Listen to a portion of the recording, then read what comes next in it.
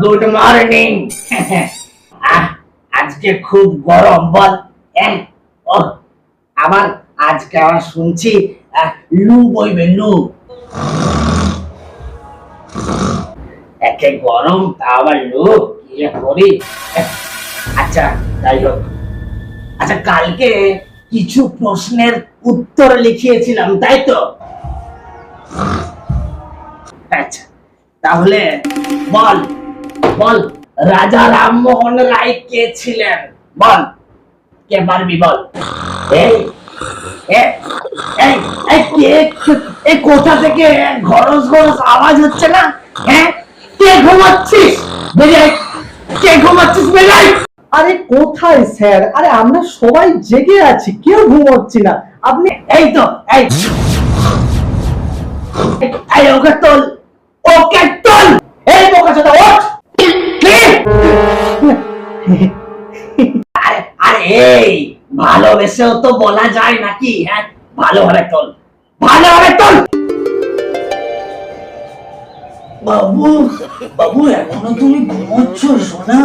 8টা বেজে গেছে। Sir sir পড়াতে এসেছেন, তোমাকে পড়া ধরবেন সোনা? তোমাকে ডাকছেন অনেকক্ষণ ধরে। ওঠো। দূর কলা, ঘুমোতেও দেয় না শান্তি করে। এই তো অরুণ অরুণ অরুণ চ্যাটার্জি আমাদের পাশের বাড়িতে থাকে। ও সব খাবার চেটে পুটে খেয়ে নেয় বলে আমরা সবাই ওকে চটপটি বলে নাকি, চটপটি। আর ওর একটা মেয়ে আছে রোশনি, রোশনিকে আমি খুব ভালোবাসি, রোশনিকে আমি খুব ভালোবাসি। আমি আমি ওকে বিয়ে করতে চাই। আমার আমার যখন মেয়ে হবে আমি তার নাম রাখবো।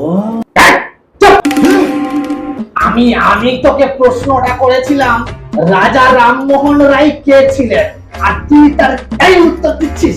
হ্যাঁ, সারাক্ষণ শুধু ঘুমাচ্ছে এখানে এসে টিউশন করতেছে। এদিকে এদিকে আয়।